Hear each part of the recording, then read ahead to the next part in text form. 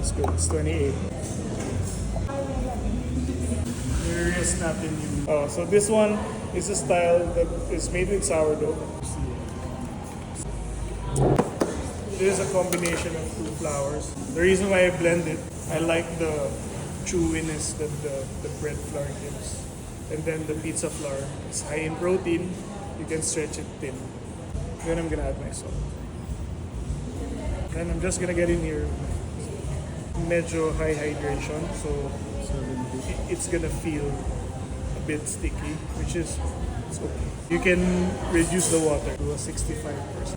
Make sure na there's no dry flour. So tendency niyan is magkaroon siya sa ilalim. So mix ko lang siya.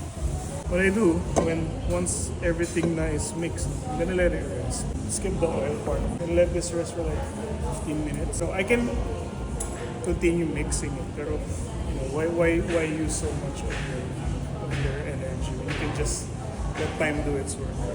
So this is called an autolyse.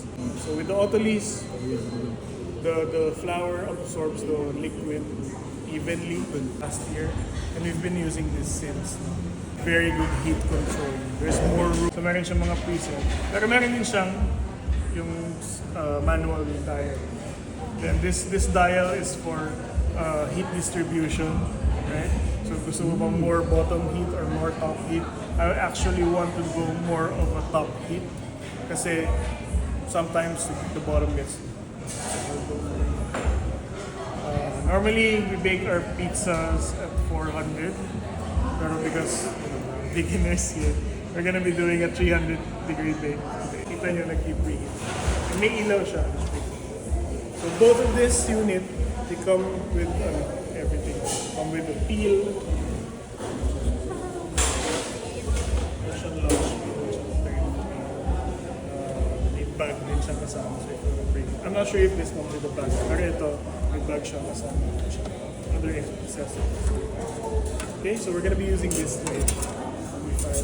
Pero now you'll notice you can stretch it a little bit thinner as compared to kanina na ginawa mo siya, tear na siya. So actually guys, you're gonna be bringing home dough. Ang gagawa ko, just tucking the ends underneath, making sure burrata cheese, mozzarella cheese. Make sure that underneath is fully sealed. Tight yung ibabaw niya and smooth. And this one goes to the fridge overnight, at least 8 hours. It's an optional step, but for sourdough bakers, we're more for flavor development. And this is what it does. Slow fermentation in cold temperatures will give your dough a nice texture. So this part, when I'm mixing the dough, I don't add any extra. Just practice all the ways, you try all the ways, and see what works for you.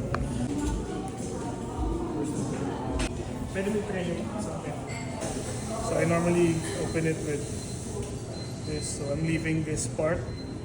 So isang characteristic ng Neapolitan style is the big fat of it. Then I'll use my knuckles or my hand.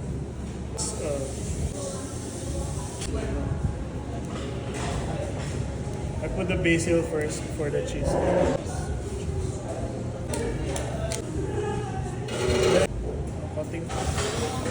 Then, malakihin ko siya dyan. One go. I-range ko lang siya.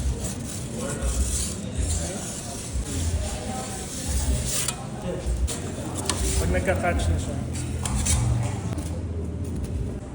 So that's the fermentation. So a lot of bakers are obsessed with this.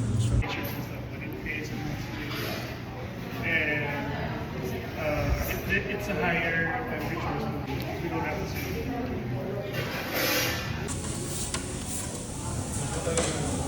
Hindi, kasi 300 ko lang. Yeah. Just to get that color.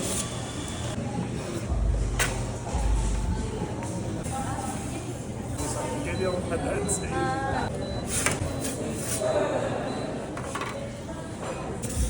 Yeah. Kasi everyone. So, masarap.